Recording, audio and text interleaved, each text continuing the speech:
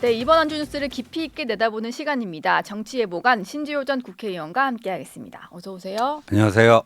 이번 한 주에 정말 일정이 많을 것 같습니다. 정치권 기상도부터 한번 준비를 해봤는데요. 일주일 내내 헌재가 가동되는 그런 상황입니다. 오늘은 이창수 서울중앙지검장 등 검사 3명에 대한 탄핵 심판 첫 변론기일이 열리고요. 화요일 오후에는 윤 대통령의 9차 변론기일, 또 20일 목요일 오후에는 10차 변론기일이 예정이 되어 있습니다. 수요일 오후 2시에는 한덕수 총리 관련된 심판이 열리고요. 또 여기 관련해서 국회에서 낸 여러 가지 권한쟁의 심판 청구 심사도 공개 변론이 열릴 예정입니다. 20일에 말씀드린 대로 서울중앙지법에서 윤 대통령의 내란죄 관련된 첫 형사재판이 열리기 때문에 20일에는 헌재와 법원에서 동시에 재판이 열리는 날이고요. 20일 오후 5시에는 여야정 국정협의체까지 예정이 되어 있습니다. 그리고 저희가 빠뜨린 일정이 하나 있는 것 같은데 오늘 오후에 창원지검에서 명태균 씨 관련된 중간 수사 결과가 발표될 수도 있는 것 같아요. 이번 주에 한 줄 총평부터 듣고 가겠습니다. 이게 두 가지를 주목해서 봐야 될 텐데요. 20일이 이번 주 목요일이 윤석열 대통령 내란 혐의 첫 번째 형사 재판, 그다음에 이제 또 탄핵 심판 겹치잖아요. 예. 윤 대통령 측에서 이거를 다음 주 화요일 25일로 연기해 달라고 지금 요청을 해놨는데 네. 거기에 대한 답은 아직까지 안 나온 상태로 알고 있거든요. 예.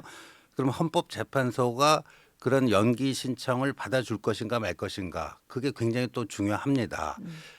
이제까지 그 노무현 대통령, 박근혜 대통령 그 탄핵 심판 때 그걸 보니까요.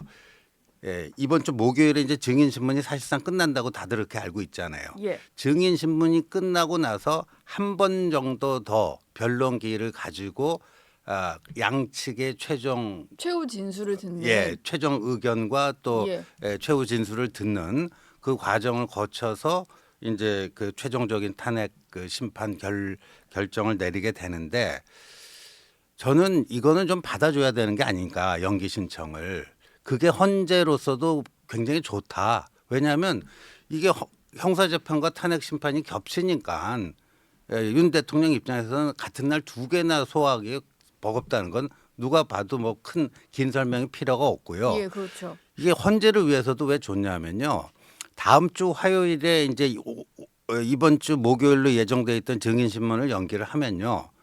그러고 나서 다음 주 목요일 정도가 최종 변론 기일이 될 수가 있다고요. 27일이. 예. 근데 26일이 이재명 대표 공직선거법 항소심 결심을 하잖아요.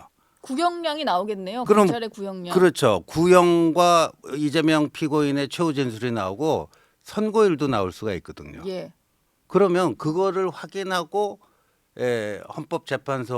헌법재판소도 이제 최종 그 변론 기일이 되면은 그날 언제 선고하겠다, 이거를 선고 기일을 얘기를 하거든요. 추후 공지가 아니라 웬만하면은 마지막 변론기일 날 그걸 예고로 하나 보네요. 그렇죠. 역대 그 사례를 보면 그렇게 되더라고요. 그래서 그 노무현 대통령 때는 14일 걸렸고 박근혜 대통령 때는 11일 걸렸다. 그러니까 변론기일 마지막으로부터. 네. 그러니까 뭐 아무래도 이재명 대표 그 재판 그 속도가 하루라도 먼저 나가고 그 이후에 하면 헌재로서는 여러 가지 좀 선택의 폭이 좀 생기기 때문에 그래서 20일 이제 연기 요청을 헌재가 들어주느냐 아니냐, 이게 굉장히 큰 변수가 될 것 같고. 근데 신지호 의원 보시기에는 들어주는 것이 헌재를 위해서도 여러 가지 스케줄상 봤을 때 괜찮을 것 같다. 그렇죠. 예.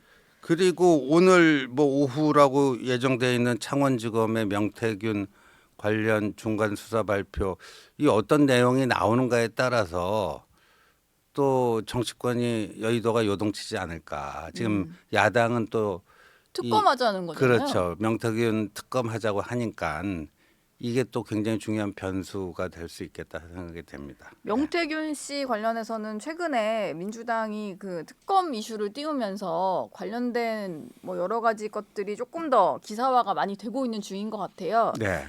중간 수사 결과 발표가 나오면 어떤 파장이 좀 있을 수 있을까요? 특히 여권 잠룡들 중에는 연루된 인사들이 꽤 있잖아요. 그렇죠. 그러니까 윤석열 대통령에게 얼마만큼 불리하게 작용할 것인가. 지금 이제 민주당으로서는 이걸 꺼내는 게 일석이조라는 판단이 있는 것 같아요. 하나는 이제 비상계엄만 가지고도 충분히 윤석열 대통령 그 탄핵 파면을 이끌어낼 수 있다라고 봤는데, 예. 그러니까 처음에 뭐 그 탄핵 소추 사이에 들어있던 그 형사상 내란죄도 그 철회하겠다 뭐 이렇게까지 나온 거 아니에요. 근데 이게 탄핵 심판이 진행되는 과정에서 여론이 좀 요동치면서 이게 어떻게 될지 모르는, 그러니까 뭔가 새로운 좀 이렇게 그 카드가 좀 필요했던 거고, 네. 그런 점에서 최근에 이제 민주당의 주장은 명태균의 황금폰과 뭐가 그 비상계엄 발동에 영향을 미쳤다. 뭐 이거 아닙니까? 뭐 쉽게 말하면은 그거 막으려고 비상계엄했다 뭐 이런. 그렇죠. 그러니까 뭔가 거죠. 새로운 예. 화력이 필요한 거예요. 그게 네. 한 가지 있고, 또 다른 거는 뭐 명태균 게이트에 연루된, 그리고 또 대선 조기 대선이 열린다면 그 출마 의지가 있는 여러 사람들에게 또 타격을 줄 수 있지 않을까. 뭐 그런 것 같습니다. 오늘 오후에 뭐 최종 수사 결과 발표는 아니고 네. 중간 수사 결과 발표가 나온다고 하니까 내용을 좀 지켜보도록 하겠습니다. 지난 주말에는 광주 동구 금남로 일대에서 윤 대통령 탄핵을 찬성하는 집회, 반대하는 집회가 동시에 열렸는데요. 여기가 또 몹시 상징적인 장소이다 보니까 뭐 광주에 탄핵을 반대하는 집회가 열리는 게 맞느냐 뭐 이런 논란이 좀 있었어요. 여기에 또 특히 각각의 집회에 역사 강사들이 연단에 네. 올라서 설전을 좀 벌였는데 어떻게 보셨나요?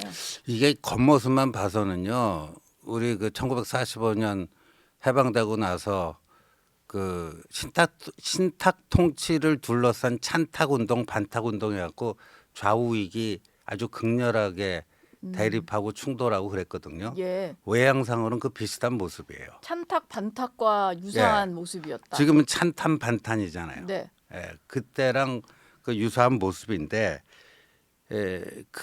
그때는 이제 그게 결국 그 해방 공간의 찬탁 반탁은 분단으로 이어졌죠. 예, 분단의 씨앗이 거기서부터 잉태가 되고 그 확산이 돼서 결국 그렇게 된 건데, 이게 그래서 저는 이제 국민 분열의 그 뭐가 되면 안 된다.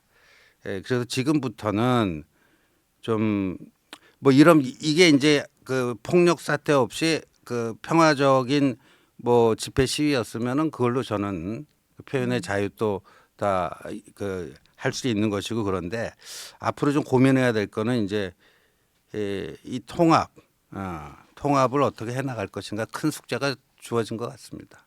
일단 그 국민들이 심적으로 좀 쪼개진 상태이다 보니까 이게 좀 봉합이 돼야 되는 그런 상황인 것 같은데, 다행히 그래도 경찰 차벽도 설치했기도 하고 양쪽 집회에서 물리적으로 뭔가 이제 그 부딪힐 만한 일은 없었기 때문에 불상사 없이 마무리가 됐는데요. 홍준표 대구시장이 광주 이제 탄핵 반대 집회에 대해서 광주가 변하고 있다 이런 평가를 했거든요. 네. 이 평가에 좀 동의를 하시나요? 근데 반대 측에서는 그 뭐 외지에서 뭐 버스를 타고 왔다. 버스 수십 대 뭐 수백 대 동원해서 다 동원한 거 아니냐.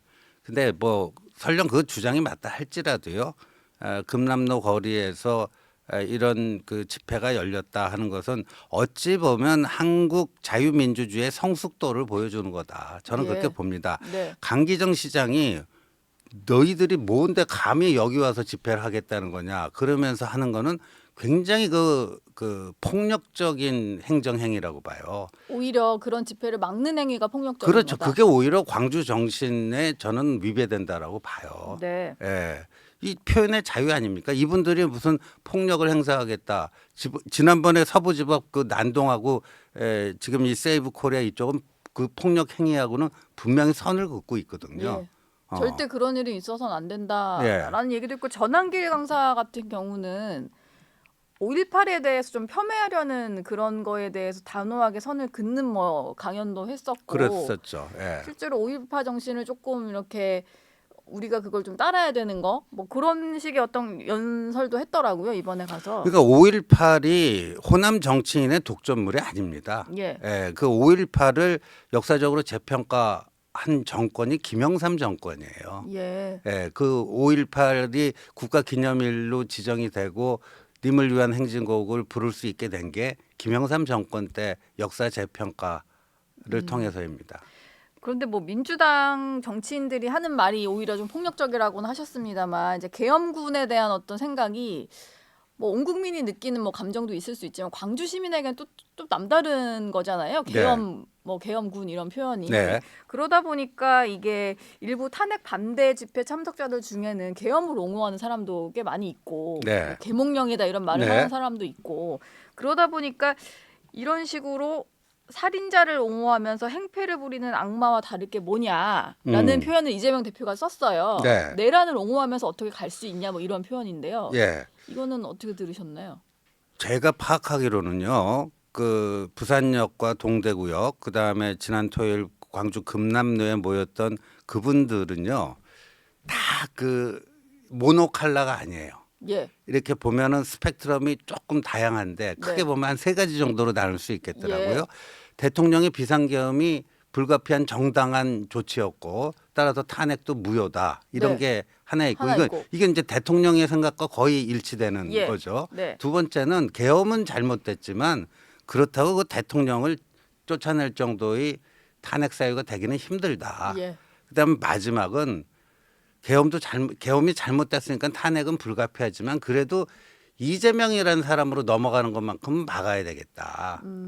이런 세 층위가 있는 것으로 현장에서도 이렇게 그 많이 참석하고 그 현장 그 분위기를 파악한 사람들이 그렇게들 얘기를 많이 합니다. 예. 그러니까 뭐 이른바 민주당에서 극우라고 하는 네. 그 정광훈 목사 쪽 집회랑은 좀 약간 결이 다르고 예, 결이 그 다르더라고요. 안에서도 여러 가지 생각이 좀 있는 와중에 그럼 하나로 묶을 수 있는 것은 민주당이 하는 것에 대한 좀 반발을 예. 갖고 있는 사람들이다라고 할 수 있겠네요. 그렇죠. 그러니까 그 세 가지 층위가 있는데 다 다른데 공통점은 이재명은 안 된다예요. 이재명은 안 된다. 이재명만은 안 된다. 근데 이재명 대표가 뭐 살인자 어쩌고 저쩌고 하면서 만약에 계엄령이 시행됐다면 코리안 킬링 필드 뭐 이렇게 얘기하는데 이분들은 이재명 포비아를 갖고 있는 사람들이거든요. 그러니까 만약에 조기 대선이 발생해갖고 이재명이 당선이 되면 한국의 이 민주적 대통령제는 그 끔찍한 총통제로 변질될 것이다. 왜냐하면 지금 민주당 의석수, 절대 의석수 아니에요. 예. 만약에 조기 대선해 갖고 이렇게 되면 그 이재명 그 정권이 향후 3년간을 야당 그 이제 여당이 되겠죠. 그 175석하고 해야 되는데 무소불위의 권력이고 이제까지 우리가 목격해온 이재명 대표의 정치 스타일로 봐서는 굉장히 좀 잔인하기 때문에 이건 끔찍한 총통 국가가 될 것이다. 그러니까 이재명 대표가 뭐 킬링필드 어쩌고 저쩌고 하면요. 오히려 아까 제가 그 세 층위가 있다고 그랬잖아요. 예. 그분들의 공통점을 더 부각시켜 줄 거예요. 이재명 포비아라는 공통점을 가진 예. 분들을 조금 더 결속력을 더 그렇게. 결속을 하게 하는 표현이었다. 네. 그러면 이재명 대표나 뭐 민주당 일각에서는 사실 코리안 킬링필드라는 표현 자체는 이게 계엄의 어떤 공포심을 계속해서 자극을 해서 정말로 성공한 계엄이었다면은 끔찍한 일이 벌어졌을 거다. 뭐 이런 식으로까지 좀 상상이 이어지게 하는 표현이잖아요. 그렇죠. 왜 계속 이런 표현을 쓰고 있다고 보시나요? 그러니까 지금 이제 내란이 좀 이어지고 있다 이런 걸 그렇죠. 계속 인식시키기 위해서요. 그렇죠. 그게 본인들에게 유리하고 탄핵 찬성 여론을 끌어올리는데 더 보탬이 된다고 생각해서 이런 표현을 했을 텐데 예. 이거는 이재명 대표에게는 이런 표현은 치명적인 자충수가 될 겁니다. 지난 주말에 울산에서도 대통령 탄핵 반대 집회가 열렸습니다. 물론 뭐 찬성 집회도 있었고, 근데 국민의 의원들이 탄핵 반대 집회에 연사로 좀 많이 올랐는데요. 이제는 그 연단에 오르는 의원들 숫자가 조금 더 많아지는 것 같아요. 예전에 뭐 윤상현, 김민전 의원 정도만 나서다가 좀 많아지는 것 같은데 이런 모습은 좀 어떻게 평가를 하시나요? 아무래도 뭐 정치인들은 뭐 여론을 주시하고 여론에 호응하기 때문인데 근데 저는 요즘에 국민의힘이 하는 걸 보면요. 정치인은 리더 아닙니까? 예. 리더는 이 대중보다도 뭔가 새로운 방향을 제시하고 반발자국으로라도 앞서가야 돼요. 그게 리더가 해야 될 역할이에요. 예. 근데 요즘에 국민의힘은요. 그 리더의 역할과 임무를 포기를 했어요. 여론을 그냥 살핀 다음에 가만히 가는- 이렇게 가만히 여론이 어떻게 돌아가는가 살피다가 어느 쪽으로 이렇게 좀 대세가 형성되는 것 같으면 시류가 형성되는 것 같으면 따라가는 거예요. 그럼 뭐하러 정치해요? 예. 이 대중 추수주의 정당이 돼버렸어요. 그게 뭐 이전에는 안 그랬는데 비상계엄 사태를 겹치면서 조금 더 심해진 것 같으세요? 그렇죠. 물론 뭐 어떤 판단 내리기가 고통스럽고 그 또 판단을 내렸을 때 양쪽에서 뭐 여러 가지 목소리가 나올 수 있고 그렇지만 리더는 그 욕먹을 각오로 이게 이 순간에 최선의 선택이다 하면 그거를 제시를 하고 방향 제시를 해야 되는데 그런 리더가 아니라 지금 대중의 꽁무니를 뒤따라가는 정당이 되고 있다. 예. 근데 민심을 살피긴 해야 되잖아요, 정치인도. 물론요. 예. 뭐 살피기만 하고 아무것도 안 할 거면 뭐하러 정치 국회의원 배지를 달고 있어요. 뭐 살피더라도 반발짝은 좀 빨리 예. 움직이면서 뭐 그런 리더로서의 자세를 보여줘야 되는데 지금은 그냥 눈치만 살피고 있다. 네. 이런 말씀이십니다.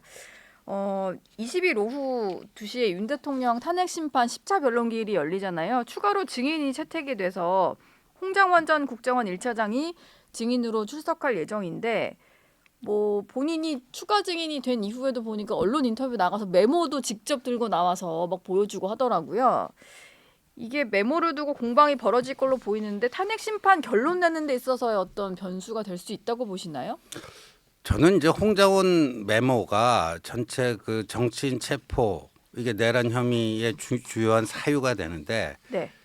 홍장원 메모가 설령 그 증거로서 효력을 잃게 되더라도 그럼 정치인 체포는 없던 일이 되는가? 네. 이건 이제 대통령 측에서 지금 일단 홍장원 메모의 증거 효력 이거를 탄핵시켜서 그걸로 이제 정치인 체포는 없었던 일로 만들고자 하는 전략이잖아요. 예, 그렇죠. 근데 그 작전이 성공해서 홍장원 메모가 탄핵된다 할지라도 그럼 정치인 체포는 없던 일이 되는가? 홍장원 메모 말고도 굉장히 많은 그 다면적인 그 정치인 체포 관련된 그 증거와 증언들이 지금 나와 있는 상태 아닙니까? 예. 군 관계자들을 통해서 이미 충분한 진술 같은 것들은 예, 있는 군 관계자, 상태다. 경찰 관계자들을 통해서 이제 그런 것들이 돼 있기 때문에 아마 그런 것들을 종합적으로 판단하지 않을까 싶습니다. 예. 예.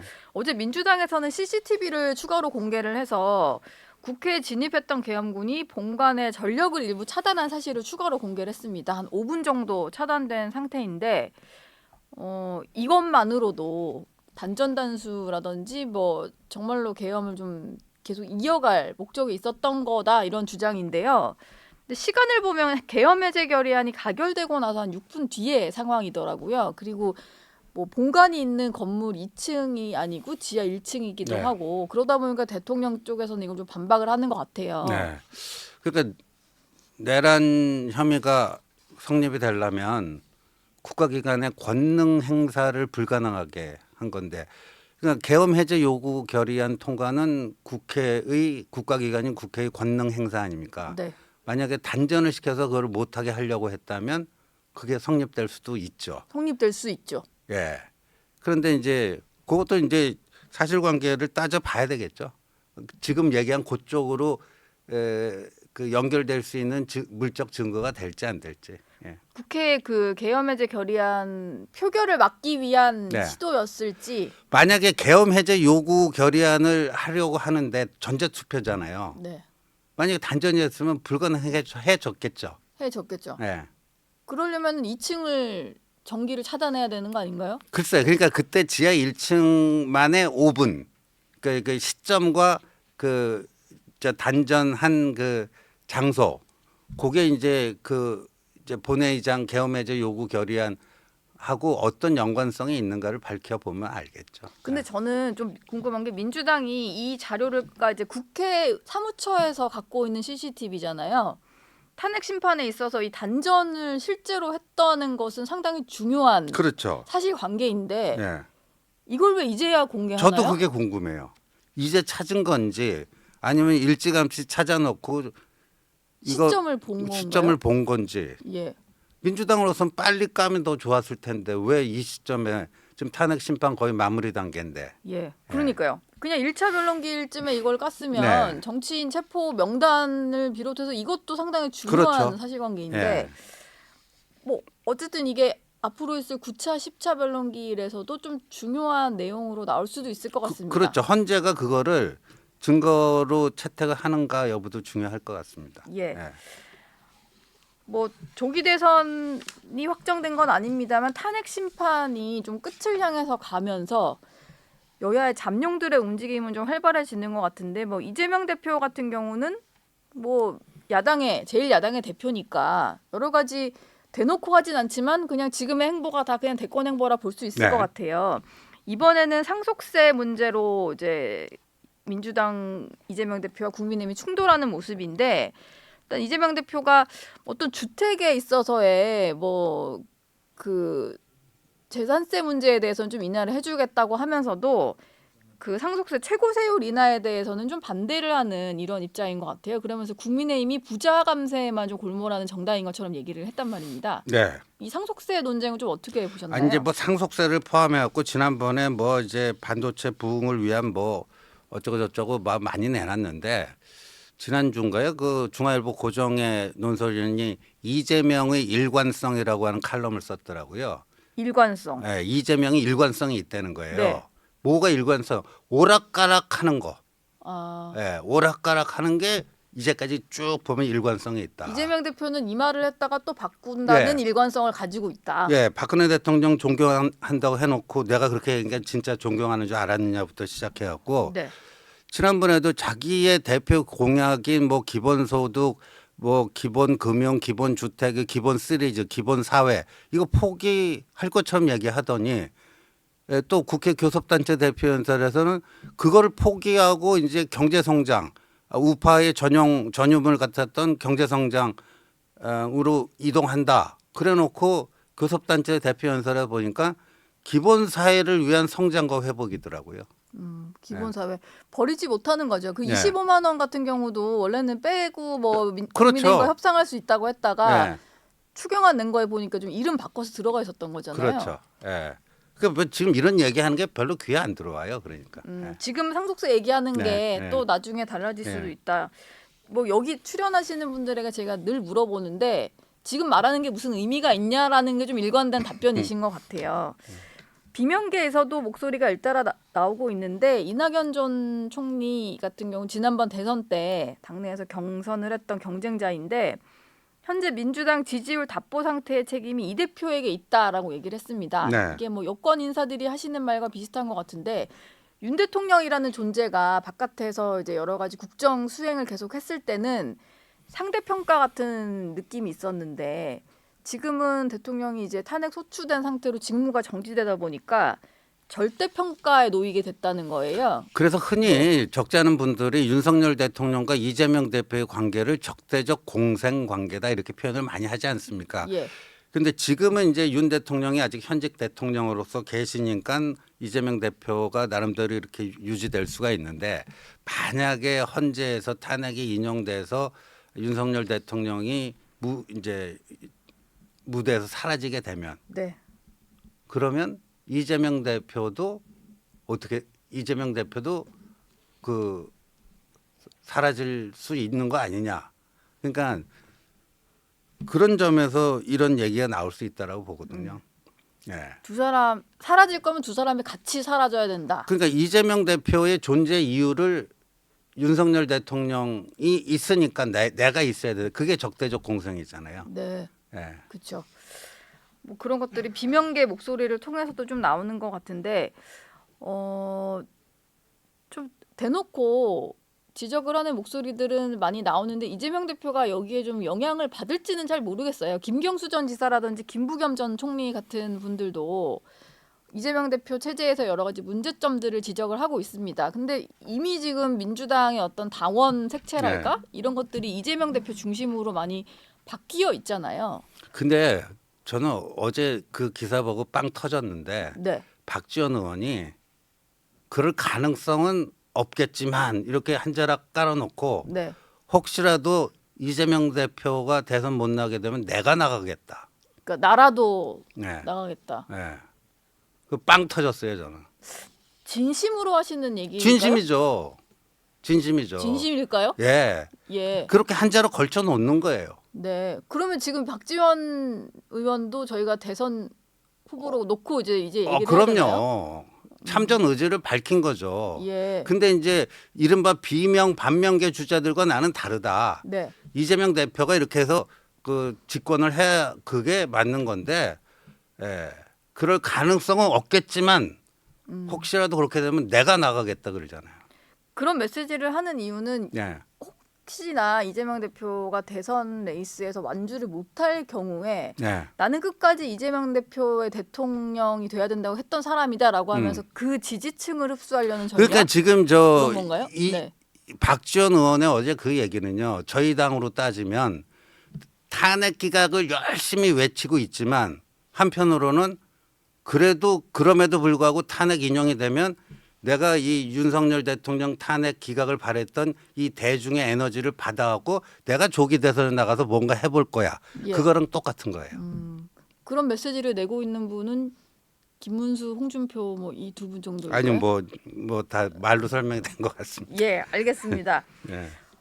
어제는 한동훈 전 대표의 SNS 글이 또 화제였어요. 네. 머지않아 찾아뵙겠다라고 하면서 지금 책을 쓰고 있다는 근황을 밝혔는데 뭐 신지호 의원 뭐 워낙 측근이시니까요. 책의 내용이 좀 궁금해요. 이게 뭐 일련의 정치권에 들어온 이후에 여러 가지 일들을 다 담은 건지 그러다 보니까 비상계엄 관련해서도 내용이 담길 수 있다 이런 관측들이 있어서 어떤 책을 쓰시는지 궁금합니다. 저도 뭐 상세한 건 잘 모르고요. 그 뭐 내용을 읽어본 적도 없습니다. 그런데 제가 보기에는 네. 크게 두 가지 부분이 담기지 않았을까. 그러니까 재작년 12월 28일 국민의힘 비대위원장으로 취임해서 작년 12월 16일 당대표직에서 사퇴하기까지 그 1년이 그 다른 정치인에게는 10년 같은 1년이었어요. 파란만장하고. 그래서 그 1년에 대한 그 성찰적 회고, 성찰적 회고 이런 게 다 이게 담길 것 같아요. 네. 그때 내가 왜 그런 결정을 했는지 거기에 대한 지적에 대해서는 지금 어떻게 생각하는지 특히나 보니까 한동훈 대표는 이 대통령이 질서 있는 퇴진을 거부를 하셨잖아요. 12월 7일 1차 담화에서는 그걸 수용하겠다고 하다가 닷새 뒤인 12월 12일에는 그걸 거부하시고 뭐 탄핵이든 뭐든 당당하게 임하겠다 해서 이제 탄핵이 되는 쪽으로 간 건데 그런데 그 과정에서 이제 당원들이 굉장히 마음의 상처를 많이 입고 뭐 한 거에 대해서 본인도 되게 가슴 아파하고 있고요. 네. 그래서 그때 겪었던 일, 그때 자신이 했던 언행에 대해서 좀 성찰적으로 이 덤덤하게 그 회고를 하지 않을까 싶고요. 그게 이제 앞부분이라면 후반부는 도대체 그러면 이 나라가 어디로 가야 되겠는가? 앞으로 지금 어떻게 가야 하느냐? 예, 지금 세계적인 대전환기 아닙니까? AI 혁명이라고 네. 하는 예. 진짜 그 산업혁명, 증기기관차 산업혁명에 비견될 정도로 세계적인 대전환기인데 지금 AI 지금 미중 간의 AI 패권 경쟁이 피튀기잖아요. 네, 그쵸. 이런 속에서 어떻게 AI 선두 그룹에 우리가 올라타서 앞으로 이 대한민국의 우상향을 이끌어낼 것인가? 네. 또 그걸 위해서 정치는 무엇을 해야 될 것인가? 네. 특히 보수는 앞으로 어떻게 가야 될 것인가? 뭐 그런 내용들이 저는 좀 담기지 않을까 싶습니다. 예. 네. 그러면은 머지않아라고 하면은 시점은 알 수가 있나요? 저희가 그 일각에서는 이런 얘기가 나오잖아요. 탄핵 심판 마지막 기일 이후에 등장을 할 것이다. 꼭 뭐 뭐 그게 이 정도? 전제 조건일 필요는 없다고 저는 개인적으로 생각해요. 그러니까 예. 뭐 이제 임박했죠. 곧 뭐 이제 저는 임박했다. 공개적인 행보가 시작될 거라고 봅니다. 그 제가 하나 좀 여쭤보고 싶은데요. 그 복귀 선언을 예고한 예. 그 이후에 친윤계에서는 기지개를 켤 시간이 아니다. 보수 몰락을 자초한 장본인이다. 뭐 이런 표현을 쓰면서 비판하시는 분들이 있습니다. 네. 이거는 좀 이런 메시지가 근데 아마 꽤 많이 나올 것 같아요. 앞으로 어떻게 좀 이걸 대처를 해 나가셔야 될까요, 한동훈 전 대표님? 뭐 윤상현 의원은요 작년 그 전당대회 때 한동훈 대표가 출마하려고 했을 때도 지금은 나올 때가 아니다 그랬어요. 그분은 늘 그래요. 늘 나올 때가 아니군요. 예, 한동훈을 바라보고 늘 나올 때가 아니라고 늘 그래왔기 때문에 예. 이번에 뭐 어제 이렇게 할퀴는 메시지를 낸다 한 게 뭐 새삼스럽지는 않고요. 늘 그런 거니까. 네. 예. 그런데 자꾸만 이제 좀 이 국민의힘도 전략적 사고를 해야 됩니다. 플랜 A는 탄핵 기각이고요. 네. 플랜 B는 조기 대선이 있게 되면은 거기서 승리하는 겁니다. 근데 한 가지 플랜에만 그 올인해 갖고는 안 되잖아요. 예. 플랜 A가 되면 좋지만 플랜 B도 준비를 해야 됩니다. 근데 네. 플랜 B에서 조기 대선이 있을 경우 승리하기 위해서는요. 정말이지 똘똘 뭉쳐야 됩니다. 덧셈 정치를 해야 돼요. 덧셈 정치를 해야 되는데 마치 뭐 배신자다 뭐다 그리고 그 이른바 이런 정광훈 세력 그쪽에서는 노골적으로 나는 이재명이 밉지만 이재명보다 더 미운 게 한동훈이다. 피하 식별이 잘 안 되고 그러면 이게 이 덧셈 정치를 해서 이쪽의 파일을 키우는 데는 그게 안 좋은 그게 되는 거죠. 예. 그러니까 그런 좀 전략적 견제에서 구동존이 구동존이 예. 그러니까 지금 계엄에 대한 찬반 평가, 탄핵에 대한 찬반 평가, 부정선거에 대한 동의 부동의 예. 이게 삼중 분열 요인이 있어요 지금 네. 보수 정치. 예. 근데 이걸 가지고 네가 올래 내가 올래 따지면요 조기 대선 이길 수가 없습니다. 다른 거 인정하고요. 예. 같이 그냥 가야 되는 거예요. 그렇죠. 아까 제가 그 세이브 코리아에 나오는 그 분들도 세 가지 층위가 있다고 말씀드렸잖아요. 그 공통점이 뭐냐? 이재명만큼 막아야 된다는 거예요. 그럼 그걸 위해서 우리의 에너지와 우리의 이거를 키울 수 있는 방법이 무엇인지 네. 지금부터는 구동존의의 지혜를 발휘해야 될 때입니다. 예. 알겠습니다. 지금까지 신지호 전 의원과 함께했습니다. 고맙습니다. 네, 고맙습니다.